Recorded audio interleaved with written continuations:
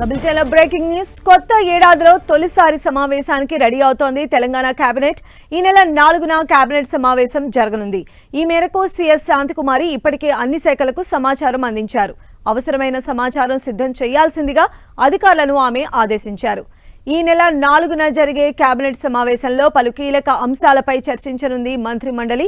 కొత్త రేషన్ కార్డులు, రైతు భరోసా, రైతు కూలీలకు సంవత్సరానికి 12,000 సాయంపై చర్చించనుంది. అంతేకాదు స్థానిక సంస్థల్లో బీసీ రిజర్వేషన్ల కోసం ప్రత్యేక కమిషన్ నివేదిక, ఎస్సీ వర్గీకరణ, పలు పురపాలక సంఘాల్లో గ్రామాల విలీనం, పర్యాటక పాలసీపైన ప్రధానంగా చర్చించనుంది. ఇక యాదగిరిగుట్ట ఆలయ బోర్డు, గ్రామ రెవెన్యూ వ్యవస్థ పునరుద్ధరణలో భాగంగా గ్రామ స్థాయి అధికారుల నియామక ప్రక్రియతో పాటు అన్ని శాఖల్లో ఉన్న ఇతర పెండింగ్ అంశాలపై చర్చించే అవకాశం ఉంది. రైతు భరోసా పైన ఇప్పటికే విధి విధానాల రూపకల్పనపై ప్రభుత్వం ఫోకస్ పెట్టింది. ఇప్పటికే కేబినెట్ సబ్ కమిటీ కూడా సమావేశమై చర్చించింది. 10 ఎకరాల లోపు ఉన్న వారికే రైతు భరోసా ఇవ్వాలన్న డిమాండ్ పైన చర్చిస్తోంది.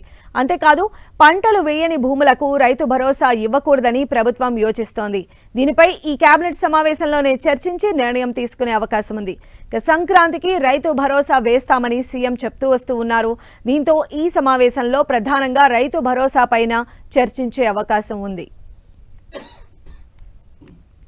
4న జరగబోయే తెలంగాణ కేబినెట్ సమావేశానికి సంబంధించిన డీటెయిల్స్ మా ప్రతినిధి కొండల్ మనకు అందిస్తారు. కొండల్, కొత్త సంవత్సరంలో తొలిసారిగా కేబినెట్ సమావేశం కాబోతుంది.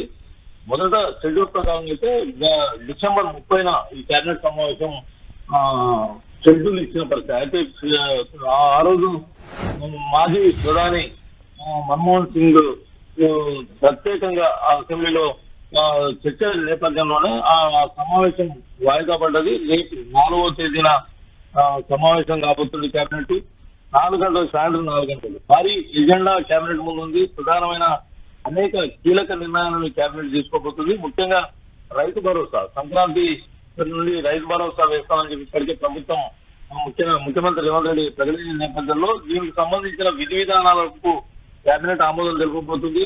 ఇప్పటికే రైతు భరోసా పైన కేబినెట్ సబ్ కమిటీ రిపోర్ట్ ను ప్రభుత్వానికి అందజేసింది. అయితే దానికి సంబంధించి ఈ రైతు భరోసాలో ఎవరిని అర్హులను చేయాలన్న దానిపైన ప్రధానంగా విధి విధానాలను ప్రభుత్వం ప్రకటించబోతుంది. 10 ఎకరాలకు ఫ్లాట్ నిర్దేశించాలన్న ఆలోచనలో ప్రభుత్వం ఉంది. నిజమైన రైతులు అందించే విధంగా రైతు భరోసా ఉండాలి. గతంలో రియల్ ఎస్టేట్ వెంచర్లకు రాళ్ళు, గుట్టలు, కొండలు ఉన్న చోట కూడా రైతు భరోసా ఇచ్చారు. కాబట్టి అలా కాకుండా రైతులకు, నిజమైన రైతులకు అందించాలన్న ఉద్దేశంతో దీనికి సంబంధించిన విధి విధానాలను ప్రభుత్వం ఈ కేబినెట్ లో ఆమోదం తెలుపబోతుంది. ఇక కొత్త రేషన్ కార్డులకు సంబంధించి కూడా దీంట్లో కేబినెట్ ఆమోదం తీసుకోబోతున్నారు. ముఖ్యంగా రైతు కూలీలకు ఏడాదికి 12,000 ఇస్తామని చెప్పి కాంగ్రెస్ పార్టీ ఎన్నికల మేనిఫెస్టోలో హామీ ఇచ్చినటువంటి దీనికి సంబంధించి కూడా ఈ కీలక నిర్ణయం కేబినెట్ లో తీసుకోబోతున్నారు. ఇక ప్రధానమైన చెప్పండి. అయితే కొండల్, మనం చూసినట్లయితే ఈసారి కేబినెట్ భేటీ జరగబోతోంది కాబట్టి ఇందులో ప్రతిపక్షాలు ప్రధానాస్త్రంగా చేసుకున్నది రైతు భరోసాకి సంబంధించే మెయిన్.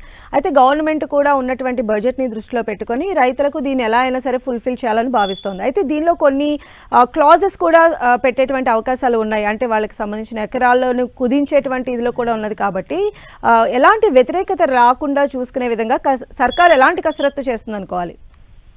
ఖచ్చితంగా ఈ రైతు భరోసాకు సంబంధించి ప్రభుత్వం ఒక సబ్ కమిటీ నియమించింది. సబ్ కమిటీ దీనిపైన అధ్యయనం చేసింది. అంటే రైతు కూలీల నుంచి, రైతు సంఘాల నుంచి, అదేవిధంగా అన్ని వర్గాల నుంచి రైతు భరోసాను ఎవరికి ఇవ్వాలన్న దానిపైన కేబినెట్ సబ్ కమిటీ ఒక నివేదికను ప్రభుత్వానికి ఇచ్చింది.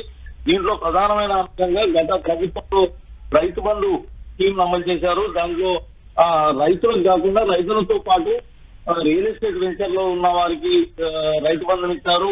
రాళ్ళు, కొండలు, గుట్టలు, ఫామ్ హౌస్లకు కూడా రైతు బంధుని ఇచ్చారని చెప్పి ఈ ప్రభుత్వ లెక్కల్లో తేలింది. అయితే వీటన్నింటికి ఈ అనర్హులకు పూర్తిగా కట్ చేసే యోచనలో ప్రభుత్వం ఉంది. దీంట్లో రైతులు మామూలుగా రాష్ట్రంలో ఉన్న రైతులకు 10 ఎకరాల వరకు స్లాబ్ పెట్టే యోచనలో అయితే ప్రభుత్వం ఉంది. వీటన్నింటికి భారీ కసరత్తు చేసిందని చెప్పుకోవచ్చు. రైట్ కొండల్.